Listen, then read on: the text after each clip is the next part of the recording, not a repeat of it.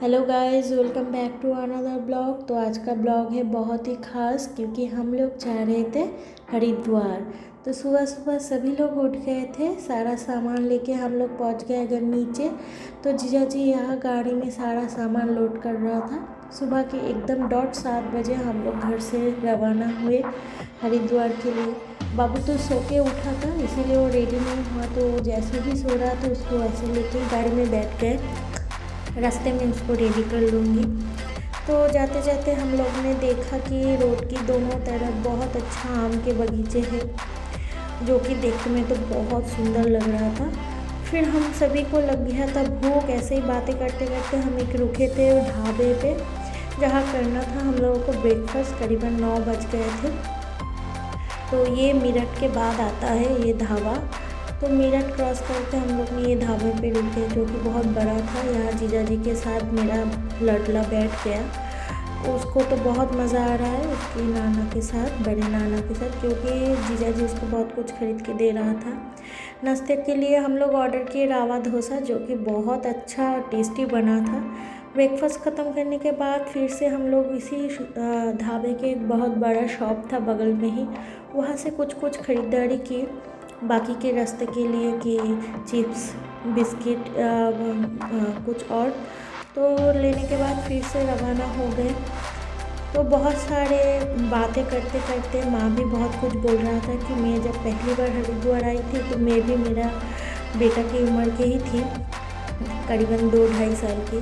तो मुझे तो कुछ याद नहीं है। तो ये सब बातें करते करते हम लोग रूड़की क्रॉस करके फिर पहुंच गए हरिद्वार सिटी की तरफ। तो हरिद्वार में थोड़ा जैम था क्योंकि वीकेंड में हम लोग आए थे। वीकेंड में यहाँ होटल की भी बहुत रश रहते। आप लोग पहले से होटल बुक करके आइए। तो वीकेंड था इसीलिए रोड पे बहुत सारा जैम था। फिर आया पतंजलि का यूनिवर्सिटी, और पतंजलि का हॉस्पिटल भी आता है, रोड की दूसरी तरफ पड़ता है वो। तो फिर हम लोग आ गए अपर गंगा कैनल रोड पे, जो कि एकदम ये कैनल रोड गंगा की बगल से ही जाता है। ये थोड़ा छोटा सा दिखता है क्योंकि ये मैनमेड है। तो असली वाला जो गंगा होता है वो रोड की दूसरी तरफ से बहता है। तो ये सब देखते देखते हम लोग करीबन पहुंच गए थे होटल की तरफ। रास्ते में बहुत सारा जैम भी पड़ा था, इसीलिए थोड़ा लेट भी हो गया था। तो हम लोग जा रहे हैं अभी गाड़ी को पार्किंग करने के लिए, क्योंकि पार्किंग जहाँ है उसकी साइड में ही होटल है। होटल तो हम लोग ऑनलाइन बुक करके आए थे। होटल था न्यू आदित्य होटल, जो कि बहुत ही सुंदर था, और होटल से व्यू भी आप लोगों को बहुत अच्छा दिखेगा। चलिए आप लोगों को भी दिखाते हैं। यहाँ मेरा बेटा जो है वो तो कुहू की गोदी से नहीं उतर रहा था, क्योंकि उसको बहुत मज़ा आ रहा है उसके साथ। तो बेचारा कुहू को भी थोड़ा सा प्रॉब्लम हो रहा था, फिर भी भाई को लेके वो चल रहा था क्योंकि वो उसकी गोदी से उतर ही नहीं रहा था। तो फिर देखिए आपको व्यू दिखाते हैं। होटल के साथ ही आप लोगों को ऐसे घाट मिल जाएगा, तो आपको कहीं और नहीं जाना पड़ेगा नहाने के लिए। तो बेटा तो यह एक्वेरियम देख के बहुत खुश हो रहा था।